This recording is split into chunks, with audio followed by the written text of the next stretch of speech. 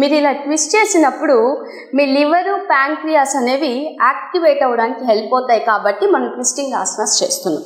So వక్రాసనం ఎలా చేయాలో చూద్దాము. నేను సైడ్ పోస్టర్లో చూపిస్తాను. సో ముందుగా మీరు దండాసనంలో ఇలా కూర్చోవాలి. సో 2 పాదాలు చక్కగా స్ప్రెడ్ చేసి దండాసనాలో కూర్చున్నారు. సో దండాసనాలో కూర్చున్నాక మీ కుడి మోకాల్ని ఇలా వంచుకోవాలి. సో కుడి మోకాల్ని వంచి ఇలా ఉంచారు.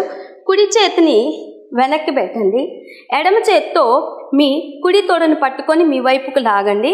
సో మీరు ఇలా లాగినప్పుడు మీకు ఇక్కడ ప్రెషర్ అనేది కలగాలి. మీ తొడ ఏదైతే ఉందో అది రైట్ సైడ్ ఆఫ్ ది అబ్డామెన్ని ప్రెస్ చేస్తూ ఉంటుంది.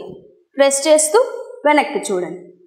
1 2 3 4 5 6 7 8 9 10.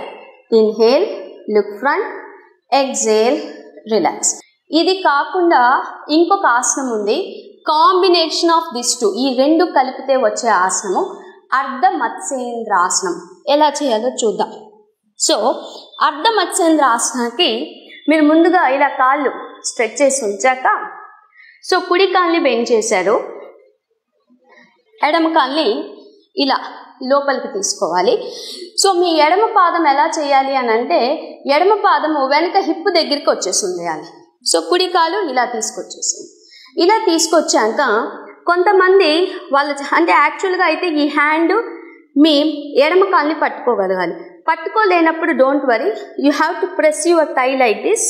Now twist, look on to your back. ఇది నేను మీకు సైడ్ పోస్టర్ చూపిస్తాను.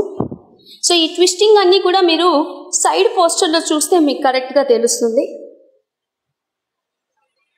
1 2 3 4 5 6 7 8 9 10. Inhale, look front, exhale, relax. ఇప్పుడు లెఫ్ట్ సైడ్ చేద్దాం. సో కన్ఫ్యూజన్ ఏమీ లేదు. Left leg వంచాలి.